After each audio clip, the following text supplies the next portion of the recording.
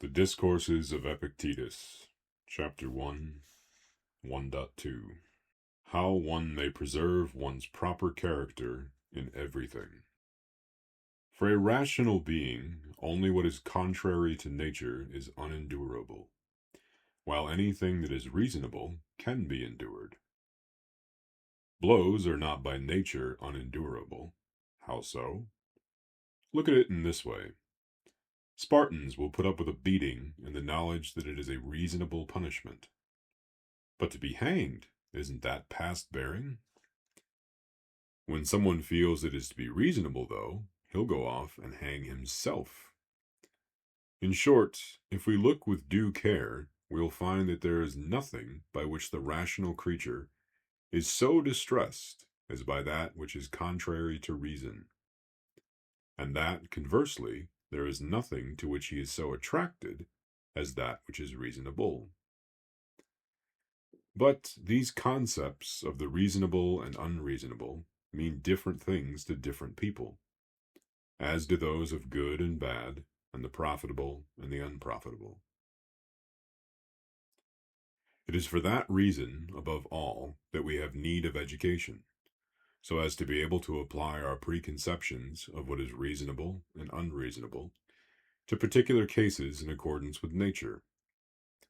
Now, to determine what is reasonable or unreasonable, not only do we have to form a judgment about the value of external things, but we also have to judge how they stand in relation to our own specific character.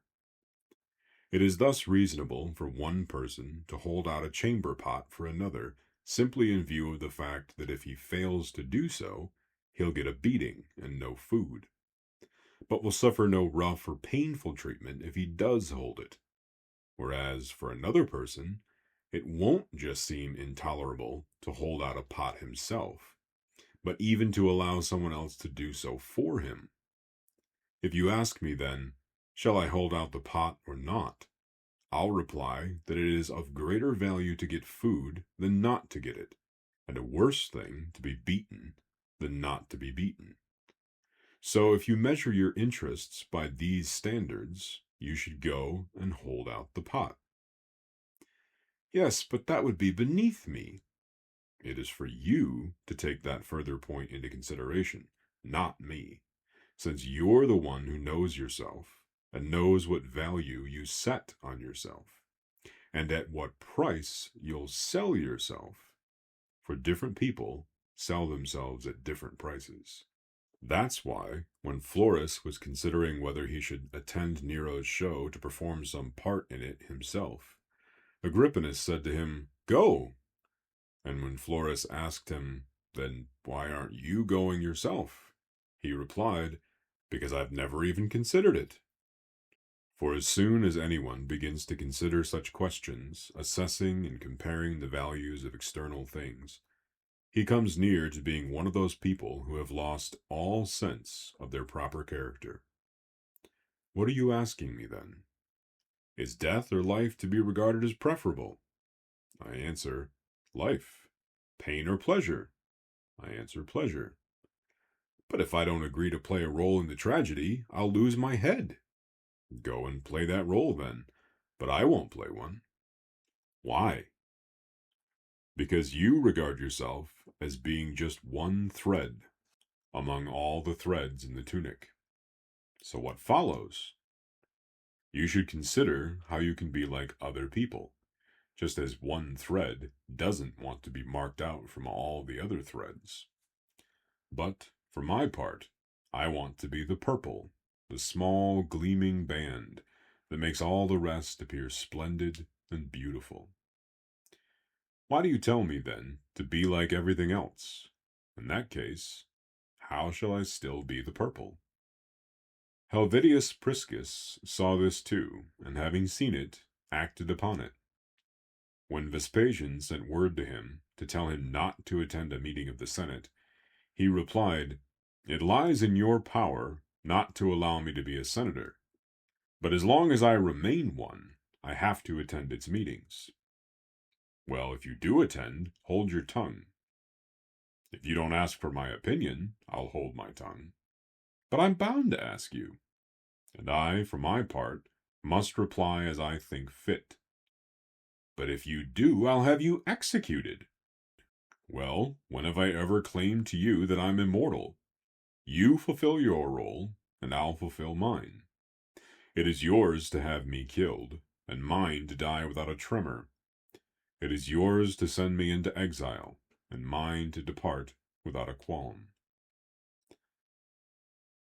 What good, you ask, did Priscus achieve, then, being just a single individual? And what does the purple achieve for the tunic? What else than standing out in it as purple, and setting a fine example for all the rest? Another man, if he'd been told by Caesar to stay away from the Senate in such circumstances, would have replied, "Thank you for excusing me."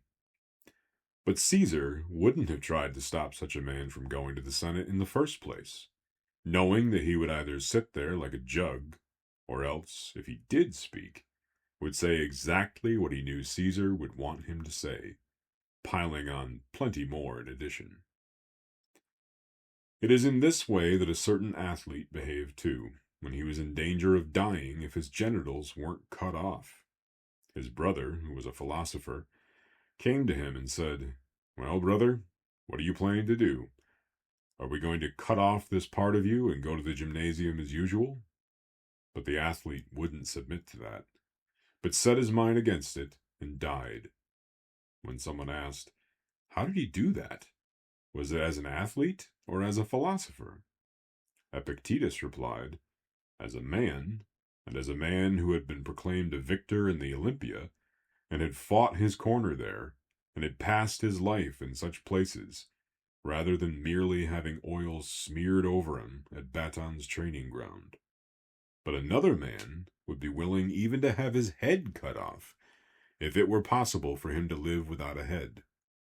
This is what is meant by acting according to one's character, and such is the weight that this consideration acquires among those who make a habit of introducing it into their deliberations. Come now, Epictetus, shave off your beard. If I'm a philosopher, I'll reply, I won't shave it off. Then I'll have you beheaded. If it pleases you to do so, have me beheaded. Someone asked, then how will each of us come to recognize what is appropriate to his own character? How is it, replied Epictetus, that when a lion attacks, the bull alone is aware of its own might, and hurls itself forward on behalf of the entire herd? Isn't it clear that the possession of such power is accompanied at the same time by an awareness of that power? And in our case, too, if someone possesses such power, he won't fail to be aware of it. And yet a bull doesn't become a bull all at once, any more than a man acquires nobility of mind all at once. No, he must undergo hard winter training, and so make himself ready, rather than hurl himself without proper thought into what is inappropriate for him. Only consider at what prices you're willing to sell your power of choice. If nothing else, make sure, man, that you don't sell it cheap. But what is great and exceptional is perhaps the province of others, of Socrates and people of that kind. Why it is, then, if we are fitted by nature to act in such a way, all or many of us don't behave like that. What, do all horses become swift running, or all dogs quick on the scent? And then, because I'm not naturally gifted, shall I therefore abandon all effort to do my best? Heaven forbid. Epictetus won't be better than Socrates, but even if I'm not too bad, that is good enough for me. For I won't ever be a Milo either, and yet I don't neglect my body, nor a Croesus, and I don't neglect my property. Nor in general do I cease to make any effort in any regard whatever, merely because I despair of achieving perfection.